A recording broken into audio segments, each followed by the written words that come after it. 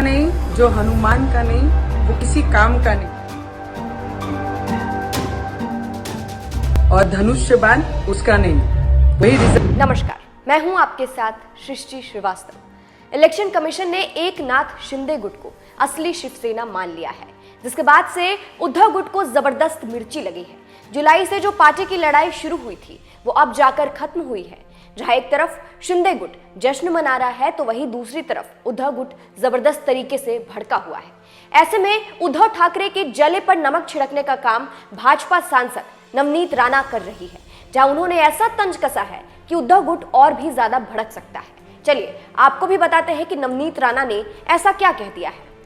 दरअसल इसी ने शुक्रवार शाम को शिंदे गुट को शिवसेना का नाम और तीर कमान का निशान इस्तेमाल करने की इजाजत दे दी है, लेकिन उद्धव गुट इस फैसले को मानने को तैयार नहीं है। इसी बीच महाराष्ट्र के अमरावती से भाजपा सांसद नवनीत राणा ने उद्धव ठाकरे पर निशाना साधा है। एक निजी टीवी चैनल से बात करते हुए उन्होंने कहा, जो राम का नहीं, हनुमान का नहीं, वो किसी काम का नहीं। जो राम का नहीं, जो हनुमान का नहीं, वो किसी काम का नहीं। और धनुष्य बाण उसका नहीं, वही रिजल्ट आज लगा। और उद्धव ठाकरे जी को भोलेनाथ ने बहुत सुंदर प्रसाद दिया है। जय भोले। आगे उन्होंने कहा, शिंदे जमीनी स्तर पर बाल ठाकरे के साथ रहे हैं। वे पूरी तरह से शिवसेना के निशान और उसकी विरासत के हकदार हैं। उन्होंने तंज कसते हुए आगे कहा कि एक बार जब कोई पार्टी टूट जाती है तो 90% नए गुट के साथ चले जाते हैं और इसी को नए गुट को पार्टी का नाम और चिन्ह देना पड़ता है। यहाँ नवनीत राणा ने जो तंज कसा है इसका मतलब भी आपको समझाते हैं। दरअसल जिस वक्त उद्धव ठाकरे मुख्यमंत्री थे उस वक्त नवनीत राणा मातोश्री के सामने हनुमान चालीसा पढ़ने गई थी, लेकिन उससे पहले ही नवनीत राणा को गिरफ्तार कर लिया गया था, जिसके बाद से नवनीत राणा ने आरोप भी लगाया कि उद्धव ठाकरे भगवान श्री राम के विरोधी हैं, हनुमान जी के विरोधी हैं। इस बात को लेकर नवनीत राणा ने उद्धव ठाकरे को यह भी कहा कि जो राम का नहीं, हनुमान का नहीं, वो किसी काम का नहीं। और ये तंज उस मामले को लेकर ही किया गया है। फिलहाल आपको बता दें, इलेक्शन कमीशन ने शुक्रवार को यह पाया कि शिवसेना का मौजूदा संविधान अलोकतांत्रिक है। उद्धव गुट ने बिना चुनाव कराए अपनी मंडली के लोगों को अलोकतांत्रिक रूप से पदाधिकारी नियुक्त करने के लिए इसे बिगाड़ा।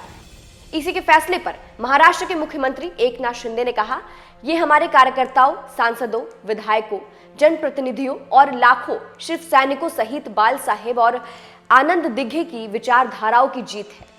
ये लोकतंत्र की जीत है। वहीं पूर्व मुख्यमंत्री उद्धव ठाकरे इस बात से नाराज है। उन्होंने बीजेपी पर निशाना साधते हुए कहा कि प्रधानमंत्री नरेंद्र मोदी को लाल किले से लोकतंत्र के अंत की घोषणा करनी चाहिए। इसके अलावा उद्धव ठाकरे ने यह भी कहा कि वे चुनाव आयोग के फैसले के खिलाफ सुप्रीम कोर्ट जाएंगे। आप उनका बयान भी सुनिए। ये सरासर अन्याय है। मैंने जैसे कहा कि अब अपने देश में तानाशाही की शुरुआत हो गई है, ऐसा ऐलान अपने प्रधानमंत्री कर दे तो ज्यादा अच्छा रहेगा, क्योंकि अब प्रजातंत्र तो देश में रहा नहीं। और जिस तरीके से उन्होंने आज फैसला सुनाया है, इतने दिनों से हमारे पीछे वो पड़े थे और जिस फॉर्मेट में उन्होंने जो भी मांगा, वो एफिडेविट था, फिर हमारे जितने सारे मेंबर्स हैं उनके भी सदस्य पत्र थे, लाखों के संख्या में हमने उनको दे दिए थे। इसके बावजूद आज वो अगर कहते हैं कि सिर्फ विधायक और सांसदों के ऊपर पार्टी किसके पास है ये तय उन्होंने किया, तो ये अन्याय है। फिर इतने दिनों तक हमें क्यों ये सब एक्सरसाइज करवाया? पार्टी तो मेरे साथ है, आम जनता तो मेरे साथ है, और इसलिए मैंने कहा कि लगातार मैं चुनौती देते आया कि हिम्मत है तो सामने आ जाओ, मैदान में आ जाओ, चुनाव ले लो। चुनाव लेने की तो उनमें हिम्मत नहीं थी, लेकिन अब ऐसे लग रहा है, हालांकि आज अपने महाराष्ट्र में 2 उपचुनाव चल रहे हैं। लेकिन दूसरी तरफ एनसीपी प्रमुख शरद पवार ने भी उद्धव ठाकरे को चुनाव आयोग के फैसले को स्वीकार करने की सलाह दी। उन्होंने कहा कि जब कोई फैसला आ जाता है तो चर्चा नहीं करनी चाहिए, इसे स्वीकार करें, नया चिन्ह ले, इससे कोई फर्क नहीं पड़ेगा। फिलहाल जिस तरह से नवनीत राणा ने उद्धव ठाकरे के जले पर नमक छिड़का है, उस पर आपकी क्या राय है, कमेंट करके जरूर बताइएगा। नमस्कार। राम का नहीं, जो हनुमान का नहीं, वो किसी काम का नहीं। और धनुष्य बाण उसका नहीं।